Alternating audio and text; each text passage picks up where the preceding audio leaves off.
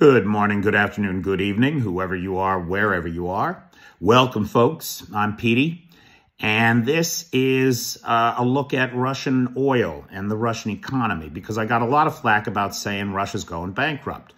And people are telling me, pal, you have no idea what you're talking about.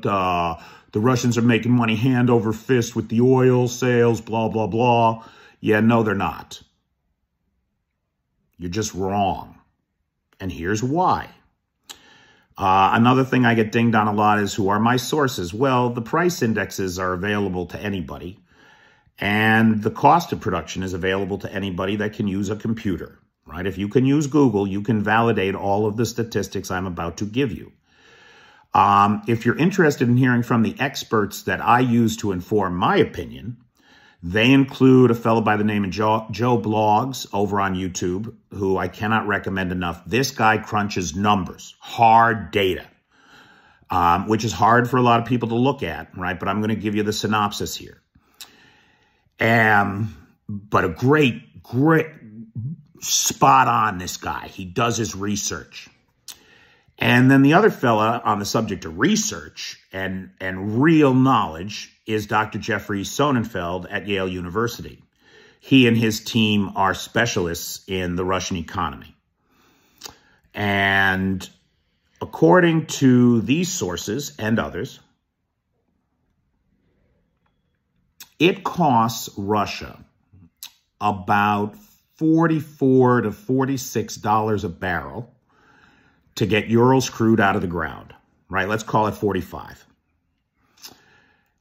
Now, they're selling 10 million barrels of oil a day these days. Ooh, that's almost anyway. I'm going to call it 10. It's 9.6, the best data available.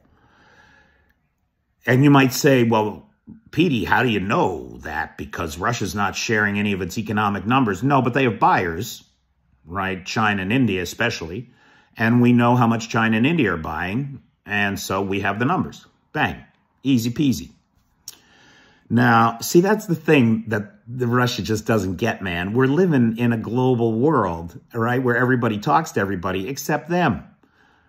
At home, they can lie all they want because the people don't get to hear from anybody else. But lying outside the world gets you laughed at, as Lafarov has recently found out on more than one occasion. So let's call it 10 million barrels a day. That's generous, but let's call it that. Costs an average of $45 a barrel to get the oil out of the ground. And then on top of that, you got transport costs, because there's no pipelines, right, like there were to Europe.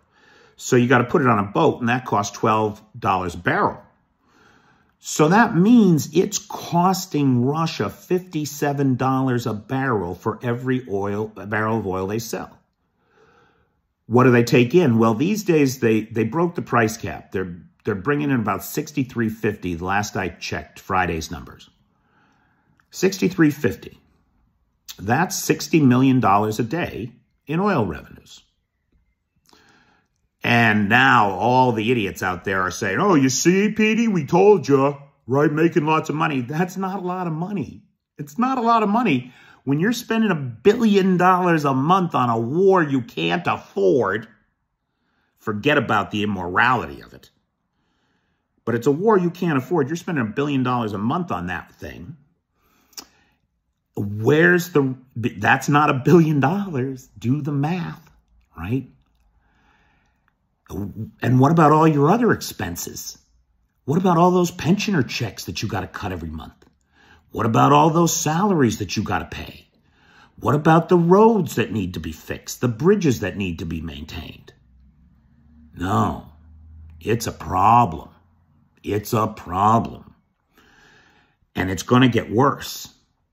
Because, see, at this point now, and this is my favorite part, I got to tell you, China and India have pretty much filled up all of their reserve capacity, right? So all the places that they can stash cheap Russian oil are full. Yeah.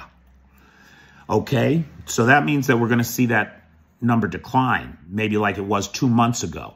2 months ago, things were great, really great, because the Russians were only getting $56 a barrel. That means that they were losing $10 million a day, right? They're not making that up at $60 million a day and their expenses. It's not happening, right? Simple math, guys. Simple math. And the number is headed back down that way again. Now, you might say to yourself, well, wait a minute, because didn't Saudi Arabia cut production by 1 million barrels a day? Shouldn't the price of oil be going up? Yeah, you would think so, right? Except one of the outcomes of this barbaric war, of which we are on day 508. I failed to say at the beginning. This is day 508. One of the outcomes of this barbaric war is that we're getting woke to just how evil the consequences of our dependency on dirty energy can be. And the world is doing everything it can. The U.S. just announced the biggest wind farms in history going off the coast of the mid-Atlantic there. 1 in 4 cars in the United States sold next year, 1 in 4 new cars sold next year in the U.S. will be electric. Well, wait a minute. That's 25% of the gasoline. Yeah, it is. Yeah, it is. Demand destruction. We're finally cutting that cord to oil. So Saudi Arabia also doesn't have the pull that it thinks it does, because it cut production, but none of the other member states did. They all need the money, and they're continuing to produce. And so the cost is not going up. Between demand destruction and the way these thieving bastards slit each other's throats, Russia's going bankrupt. And you can see it in the value of the ruble. Down 57% against the euro now. Over the last 12 months. So, ladies and gentlemen, that's the longer answer to the question of why oil will not save Russia. And why things are going to go real bad when the general fund gets exhausted January 1st, right? All the best estimates indicate that the general fund, which is what they're currently using to pay pensioners and salaries and stuff like that, the general fund is going to be bankrupt January 1st.